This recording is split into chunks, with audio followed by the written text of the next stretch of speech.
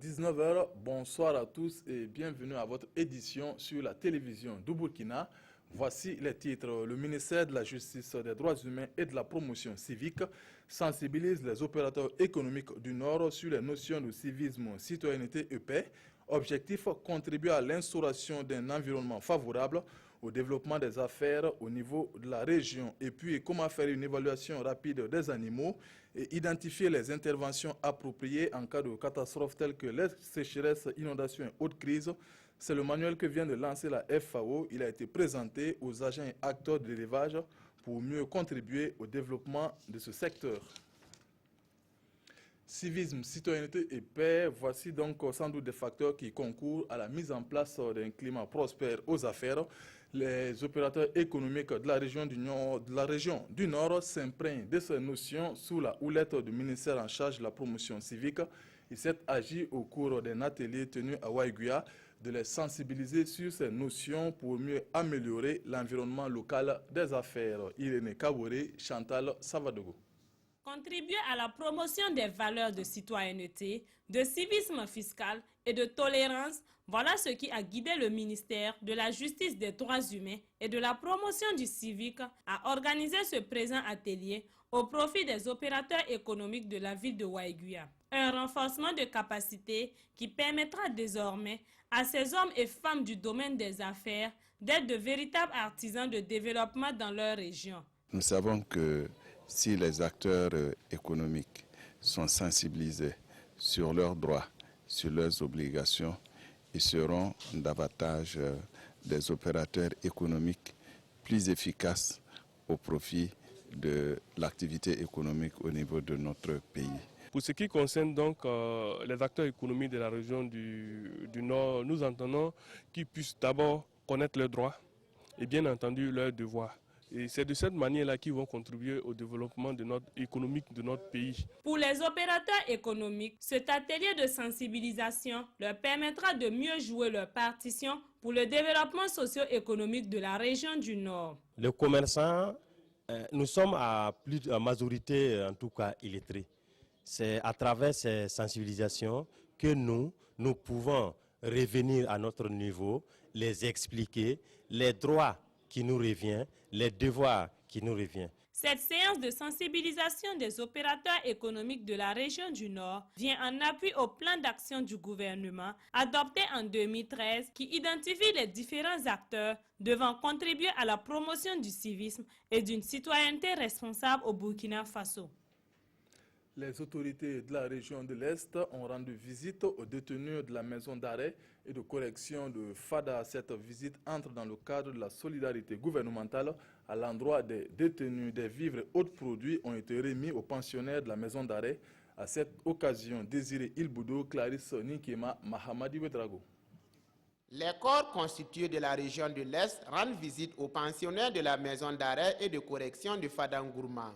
Objectif: toucher du doigt les conditions de vie en milieu carcéral et envisager des actions en vue d'améliorer les conditions de détention. Comme contribution, ils apportent des produits pharmaceutiques et des vivres aux détenus. Malgré la surpopulation, les détenus semblent bénéficier en tout cas d'assistance nécessaire pour que cette surpression ne soit pas une peine supplémentaire à la peine qu'ils ont. Et il est important que nous puissions venir leur dire quelles sont nos attentes et de l'ensemble du gouvernement vis-à-vis des actes que nous prenons à leur encontre. Ce n'est pas de la méchanceté, ça a aussi un objectif pédagogique. La maison d'arrêt et de correction de Fadangourma compte actuellement 348 détenus répartis dans 2 quartiers. L'État, en tout cas, fait des efforts. Mais il faut dire qu'il y a une insuffisance. Et donc, je pense que s'il y a une dotation en quantité suffisante des produits pharmaceutiques, les maladies chroniques seront réduites. Également, il faut dire que nous, on a un sérieux problème dans les prisons, notamment la formation des détenus. Invite est faite aux autres acteurs de développement de la région à emboîter le pas au corps constitué en vue de contribuer un tant soit peu à l'amélioration des conditions de vie des détenus.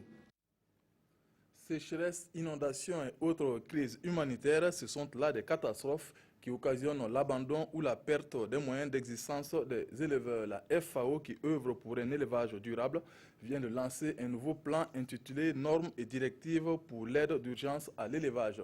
Il montre comment faire une évaluation rapide des animaux et identifier les interventions appropriées. Irénée Kabouré, Moussaki.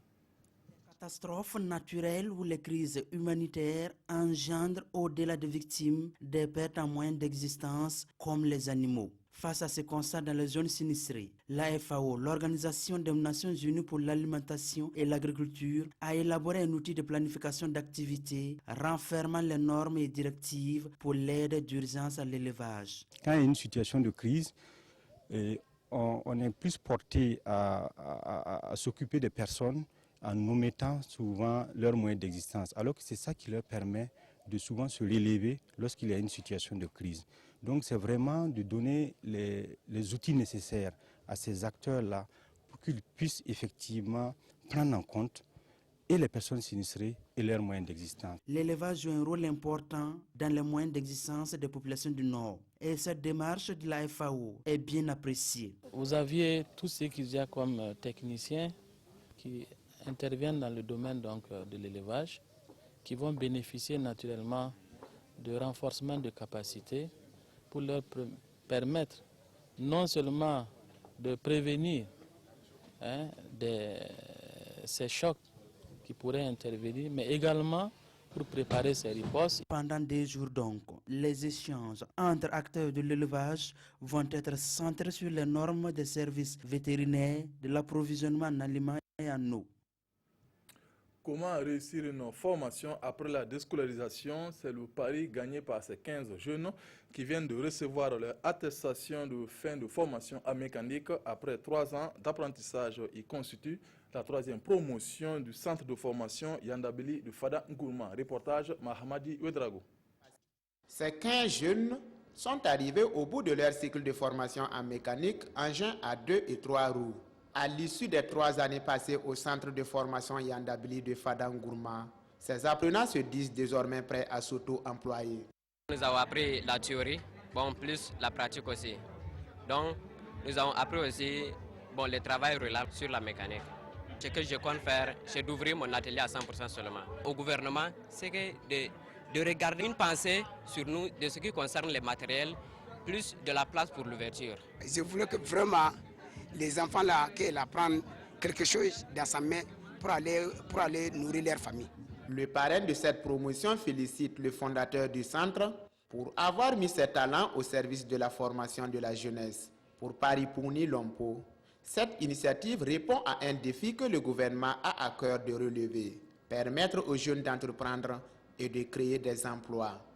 Si les jeunes sont suffisamment formés, quel qu'en soit le métier, ça va lui apporter toujours quelque chose. C'est le modèle type que nous, en tant que président du conseil régional, nous devrons pouvoir accompagner pour le développement de la région de l'Est. On verra concrètement ce que nous pouvons faire immédiatement pour permettre à ces jeunes de s'installer à leur compte et de pouvoir être opérationnels. Dans sa lutte pour permettre aux jeunes de se construire un avenir radieux à travers la création d'emplois, le centre de formation Yandabili a déjà formé plus de 80 jeunes en mécanique auto depuis son ouverture en 2010. En marge du marathon qu'elle a organisé, Amnesty Burkina a tenu une exposition photo à l'Institut Goethe, une soirée pour présenter les activités qu'elle mène pour la promotion des droits humains au Burkina Faso. Amadou Ilboudo et Oumar Zombre. Chao photojournaliste égyptien interpellé et emprisonné le 14 août 2013 alors qu'il couvrait une sanglante répression d'un sitting au Caire. À l'instar de Chao Khan, plusieurs autres personnes ont subi le même sort et c'est ce que Amnesty International Burkina dénonce à travers cette exposition qui entre également dans le cadre du traditionnel marathon des lettres. Cette exposition photo a été organisée dans le cadre d'un événement mondial qu'on appelle Marathon des lettres ou Écrire pour les lettres, qui est une activité d'Amnesty International qui a commencé en 2001. Et pendant cette activité organisée au cours du mois de décembre, notamment autour du 10 décembre, qui est la journée internationale des droits de l'homme, où Amnesty identifie plusieurs cas de violation des droits humains et invite en fait tous les membres et sympathisants de par le monde à agir donc en leur faveur. Généralement, ces cas sont documentés, nous connaissons les histoires, nous connaissons les responsables, notamment à qui nous devons envoyer ces lettres, et nous envoyer des lettres aux autorités, mais aussi aux victimes, à leurs familles, pour leur témoigner donc notre solidarité. Écrivez une lettre, changez une vie, tel est le slogan d'Amnesty International qui a profité de cette exposition pour faire signer des pétitions aux visiteurs en faveur de la cause de ceux qui voient leurs droits fondamentaux bafoués. L'amicale Taboulé Rechero, en collaboration avec les Amis de la musique africaine, a commémoré le 3e anniversaire de la disparition de l'artiste congolais Taboulé Rechero. Donc, fans de la musique rétro et artistes musiciens se sont donné rendez-vous à cette soirée d'hommage à la légende de la rumba. Reportage Bilidou Bazongo et Vincent Kendrebego.